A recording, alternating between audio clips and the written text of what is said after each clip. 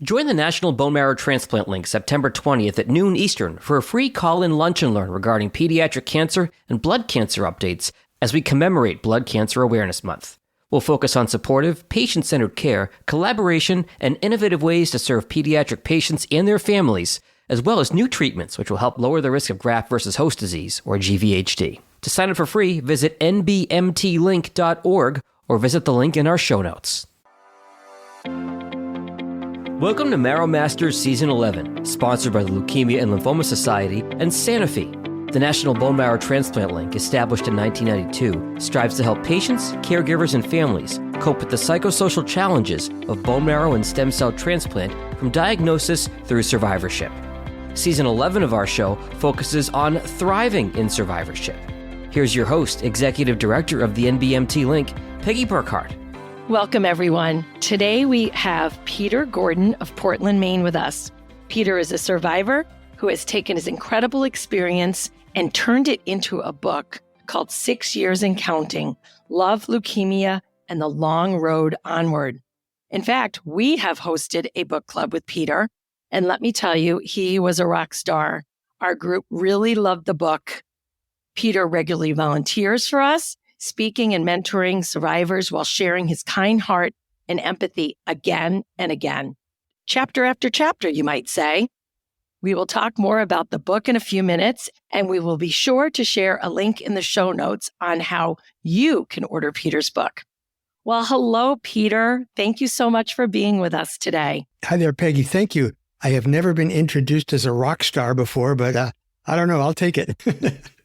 You are a rock star in my mind, Peter, and that will never change. Okay, well, thank you. You are one of my favorite people. So let's get going on this. We're going to first set the stage and talk about your diagnosis and your bone marrow transplant story. So I'm going to let you take it from here, Peter. Well, I'll take you all back to 2008. And at that time, I was living up in the White Mountains of New Hampshire. I was living at a ski resort, believe it or not.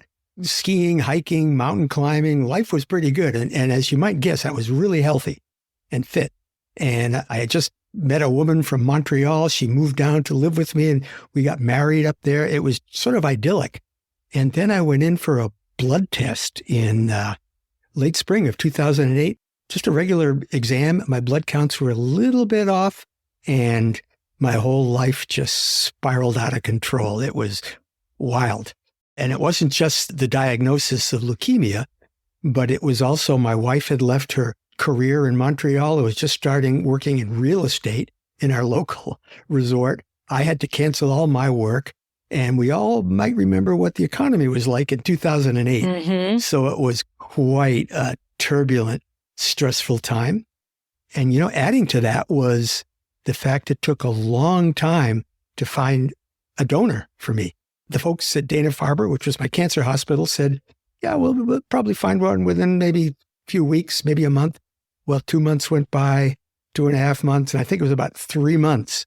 And that was excruciating. That must have been tough. That could have been the most stressful period of my whole journey because it's just that lingering uncertainty. And it also sort of set the tone for what I would devote a lot of my life in more recent years to doing, helping promote donor awareness and spread the word to get more potential donors into the pool. So anyway, I went into the hospital. I guess my fitness was a good thing for me because I got through the transplant pretty well, of course with, brutal down periods and ups and downs, but I recovered well. They basically kicked me out after about 3.5 weeks. Said, you're good to go. Good. And I went into that 100-day quarantine at home up in New Hampshire. And it was quite an idyllic place to be. I kept looking out at the mountains and the beauty, and that sort of sustained me. My wife was amazing. Mm-hmm. And after that quarantine was over, I just was starting to come back to life, go out into the world, and she took a terrible fall on an icy path. Okay. Shattered her knee, her ankle. That launched us into several years of her orthopedic nightmare. Wow. Surgery after surgery. So I suddenly had to become a caretaker for her, and I was still struggling to get back to health. So she was helping me, and the two of us just stumbled along for a couple of years and somehow made it back to, well, not totally normal, but to functioning. So ever since then, I have done okay. I've been moving along with typical ups and downs, but chronic graft versus host set in. Okay. Around 2 or 3 years into my journey. And that has been more my medical story than the transplant itself. That seems to be good. My leukemia, cancer, blood cancer seems to be done. And they even sometimes say the word cured, but it's the chronic GVHD, which has been with me ever since and right up till this very moment. So here I am. Is it getting better, the chronic graft versus host disease, Peter? No, not at all. No. Okay. And the thing about it, we can talk more about that later, but some things get better, some things get worse, but the general trend is not. And I keep hearing people say, well, it burns out after a while. Yes. It's been like 14 and a half years and I'm still waiting, but no such luck. Well, you're one of the lucky few, I guess, that it's not burning out as fast, but we will get to that in a little bit. So, Peter, this season is about survivors who thrive, and you just exemplify this. I've read your book. I loved your book. It's a gift to this world. And I want to talk about your book. Why, when, how. It's just so fascinating to me that you took the time to share your story like this in such an incredible way. I never started out saying, I'm going to write a book. That was the last thing I ever thought I could or would ever be able to do. But it actually started out because of a rumor. Oh. When my wife and I were waiting for my donor, and I was starting to deteriorate, but I felt well enough to just take walks and do things. We went over to a cookout at the ski area, which was sort of a reunion of the whole winter staff. Okay. And I went over and I was expecting to see all my friends and, hey, everybody, how you doing? And everybody looked at me really weird, like averting eye contact. Okay. And I was going, what the heck is going on? And I found out that the word on the street was my cancer was terminal and nobody knew how to approach me. Really? So I said, I got to set this straight. Somebody told me about writing a blog. So I said, let me give it a try. So I started writing blog entries, mostly just to set the rumors straight. And every, week or two, just give people an update. Here's what's going on. Here's what's next. Here's what to expect and so forth. So they were mostly just informative blog updates. Okay. And when I went into the hospital, I started noticing very specific things in the hospital. And I got a kick out of writing about that, just to show people in the outside world what my world was like.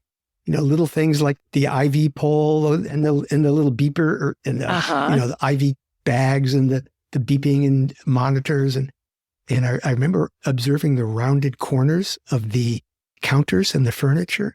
And I realized, that's so I won't bump into a sharp corner and cause a bruise, because my platelets were going to be killed off. And if I got a bruise, I could bleed to death. So I wrote about stuff like that and I got a kick out of it. And it really sharpened my observation of every little thing. And I loved telling the outside world what it's like in here. Sure. And they got a kick out of it. I got comments and it helped me feel connected. Oh, I was just going to say, there must have been such a connection through that communication.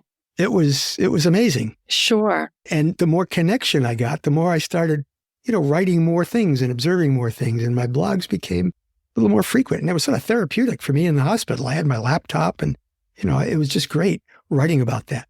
And then the game really changed when I started writing about my total body radiation experience. And I went through that and I wrote an entry on it. And I wrote about what it was like to lie there with this big machine rumbling over me. And, before they turned it on, the attendant put on some music. He said, you want to hear a song while you're under there? And I go, sure. And he put on an album by U2 called Joshua Tree, one of my favorites. Yeah. And then he left, he closed the door and he said, just lie there. Don't move. Whatever you do, don't move. So I'm lying there thinking about all sorts of horrible things, about radiation, about, am I ever going to get out of here alive? And then the song In God's Country came on, which I love. Yeah. And it's all about being out in the desert, in God's country, in the clarity of nature. And my God's country was the mountains. And so I'm lying there thinking about, getting back to the mountains and thinking about being back with my wife. And then tears started coming down my cheek. But I couldn't wipe them. So anyway. Well, you just had to feel them, which is probably part of the experience. Exactly, Peggy. So anyway, I went back up to my room afterwards and I wrote about all of that. And, before I post anything and publish it like anyone, I check for typos and make sure it's right. And I was reading through and then I got to that and I said, Peter, do you really want to write about your feelings and your emotions and crying? And I thought for a second and I said, you know what? Yeah, let's do it.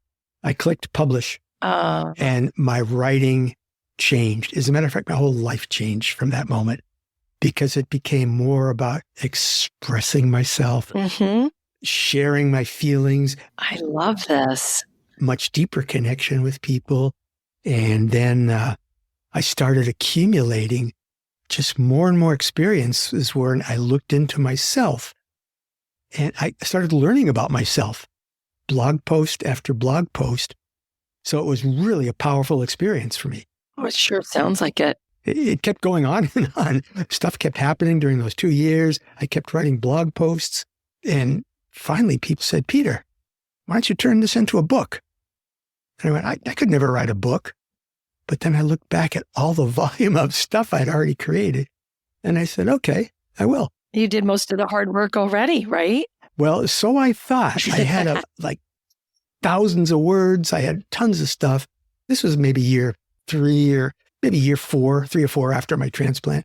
Yeah, 4 or maybe even 5. And I said, well, you know what? I'll give it a shot. And I'm sure I'll be done next year. So I'll call it 6 years and counting. Okay. Big mistake. First of all, stuff kept happening. Life happens. Life happens. But secondly, it took so much longer to polish and edit and smooth it out. It probably should have been called 8 years and counting, but yeah, so be it. I kept the title. It's the subtitle. That's the important thing. So. Absolutely. This is great stuff, Peter. And it is a gift, this book. I saw firsthand the way the book club reacted to you and to the book. So let's move on. You had mentioned GVHD during your journey. Can you tell us more about what that's been like, Peter? Yeah, in some ways, Peggy, it's probably been harder than the transplant itself. As a matter of fact, let me change that. It's been much harder. Okay. The transplant was, of course, a brutal process, but it was sort of a straightforward, mostly linear process. And if you get better, you get better. And I did. However, with the GVHD, as I implied a little while ago, you never quite know what's going to happen next. And with me, I've gotten so many different symptoms, and you never know what's going to hit you when. And that uncertainty and unpredictability is what makes it really, really difficult. And many of the symptoms have affected my life. It's not just I don't feel great, but like dry eyes, it's been brutal. It's been hard for me to function until I finally found a good remedy after several years. Lungs, you already heard how much I love the out of doors and recreation. I've had to really slow that down. So it's been a very challenging experience. And one more thing I found that's been challenging, not everybody in the medical community, all the providers, fully understand it. Some do, some don't. But interestingly enough, I've been having to spend time with certain providers, educating them about what it's like, how it affects me, so they can then filter that into their own diagnosis of whatever their specialty is. Wow. So it's an all-encompassing disease, and it's been a real challenge. Wow, I'm sorry to hear that. And I'm sure you are helping the medical community understand it better, because we hear this all the time. People go back to their communities, and I've heard people say, I know more than my practitioner about GVHD, and it just makes sense. So I'm sure that's helpful. Okay, so Peter, I've seen firsthand, I already said this, but the effect that you have had on survivors trying to find their way. Tell us about the lessons learned and any other nuggets about your book. Okay, well, when I think about this, I always think of that saying that the flight attendants say when they're doing the safety announcements. They say, put your oxygen mask on first before you start helping other people. And the writing process for me was sort of like that. Most of the book and most of writing the book, I was just recording things, learning things, reflecting on things. And then finally, near the end of the book, as well as near the end of the writing process, I had learned so much about my own experience, as well as my wife's experience, what we gained through our respective health challenges, that I then had a lot of material. And I said, you know what?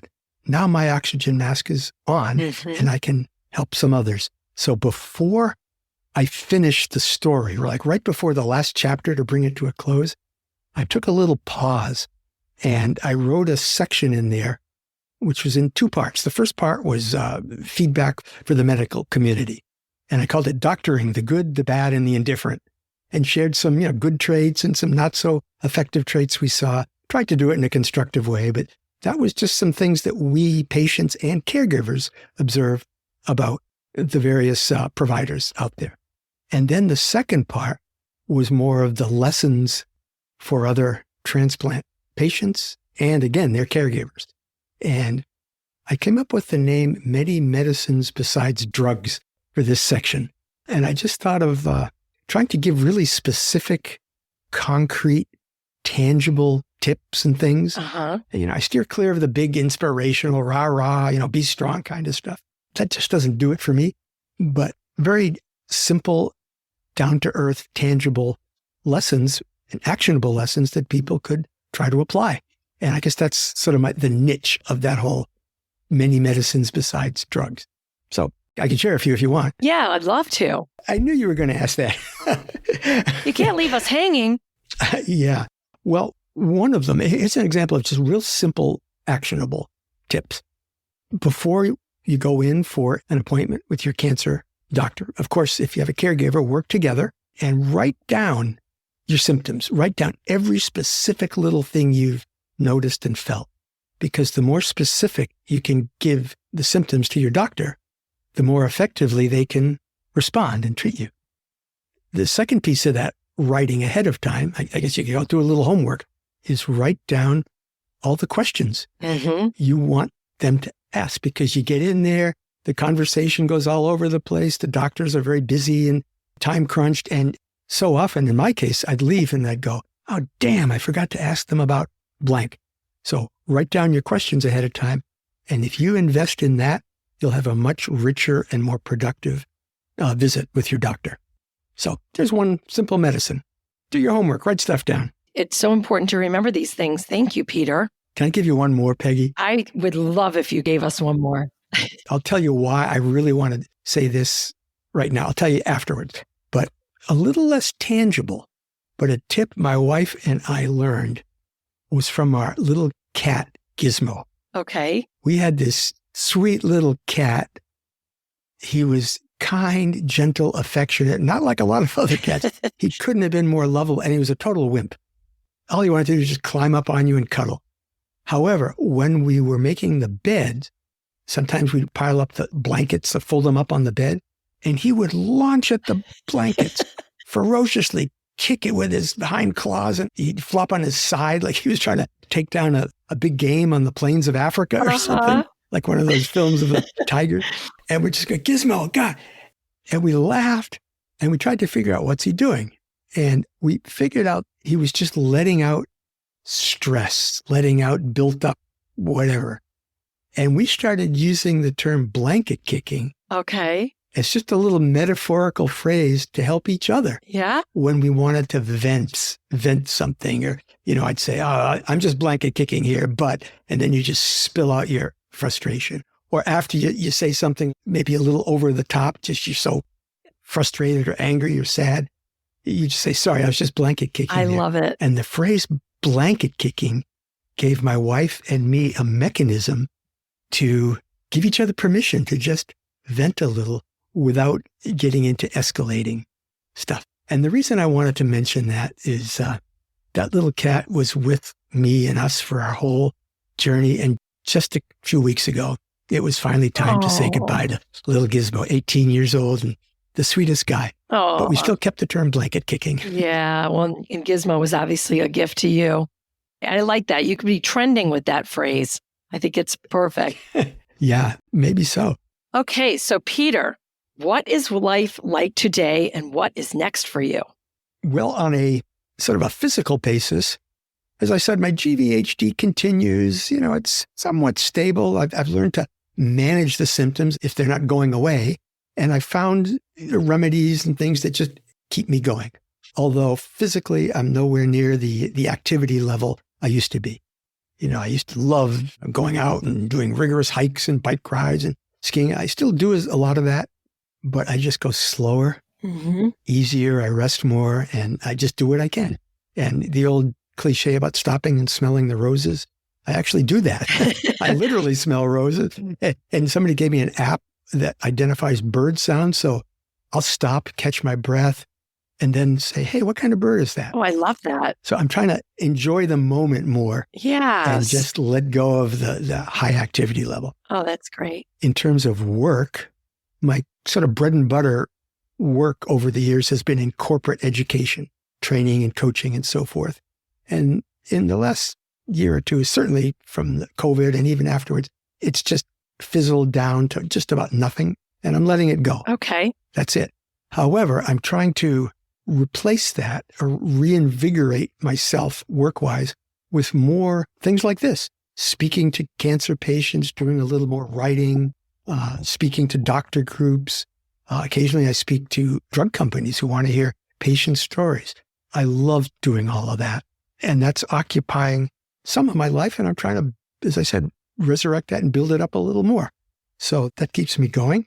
I've also found really helpful to talk to patients every now and then. And I've done a few workshops on this, on some of my own medicines, one of which is writing, the therapeutic value of writing. And you don't have to write a book, but just I tell my story, and sometimes we do little workshops, and I just give people little prompts and they write or type in their laptop for a couple of minutes and we share, and it's just incredibly powerful. I just love doing that kind of thing. So what else? I'm working on what I hope will be my next book. Oh, great. And I copyrighted that phrase, many medicines besides drugs. It's copyrighted. I like that. And I was starting to make that a book, and then COVID hit and everything. And I'm now trying to get back to that and make that a little summary of some of these sort of specific, realistic things people can do. So that's sort of in the works.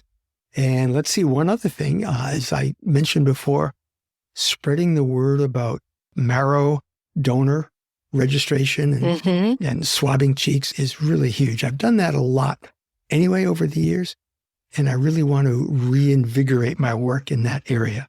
It's so needed. That's wonderful. Yeah. And in particular, I think I'll just tell you a very quick story that happened to me, and then I'll show you how it relates to this part of my work. A few years after my transplant, I was feeling well enough. My wife suggested, or begged me to go to Israel. It's a great, interesting country.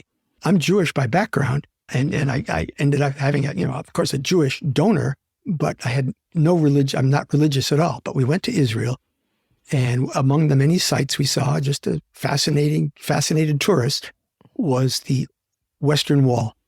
And I walked up to the Western Wall, this big, huge, sacred, historic, famous site. I put my hand on the wall. For some reason, I just felt the warmth.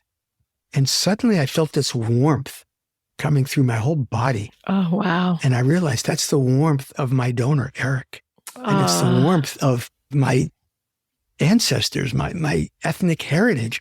It was just an incredibly powerful experience. And that sort of made me understand marrow donation is one place where ethnicity really matters. So I'm trying to figure out ways to work with promoting it among all communities, but especially some of the underserved communities. For example, I think that Black Americans only have like a high 20% chance of finding a donor. When I had a donor search 14 plus years ago, it was about 65%. So I'm doing what I can to help promote that more and more. So those are some causes I'm working on. And I guess getting into the underserved community is, I guess, some unfinished business for me. Well, I think that's incredible. And we know how much that is needed. So thank you for doing that. I think it's time to start wrapping things up here. Would you share with listeners what gets you through the really hard days? Maybe a few parting tips and suggestions? I guess one thing I always think about, I actually always reflect on the cover of my book, not to be constantly talking about my book, but the background is the ups and downs of the mountain ranges of New Hampshire. And I always think of that, peaks and valleys, as reality. You're going to have peaks, you're going to have valleys. And when I'm down in a valley, I just accept it.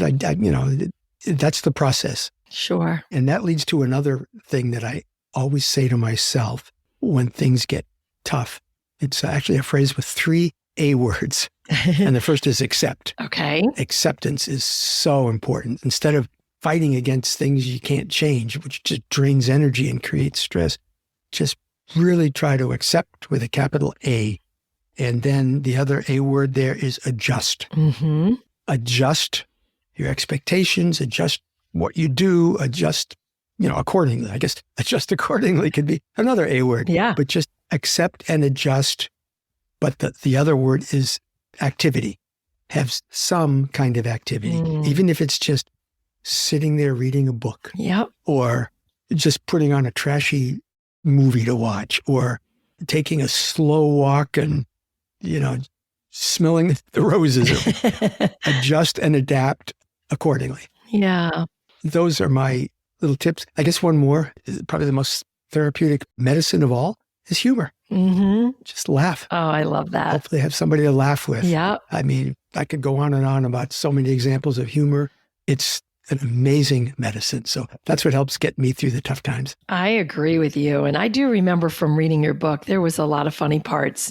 It wasn't grueling. It was light. You did your best to share your journey, but in such an incredible way. I just really highly recommend the book. And I will be sure to, like I said, include that in the show notes. And thank you for showing us what survivorship, even though it hasn't been easy, what is possible. And Peter, just all the best to you as you continue to navigate this. And I can't wait for your next book. We'll have to have another book club.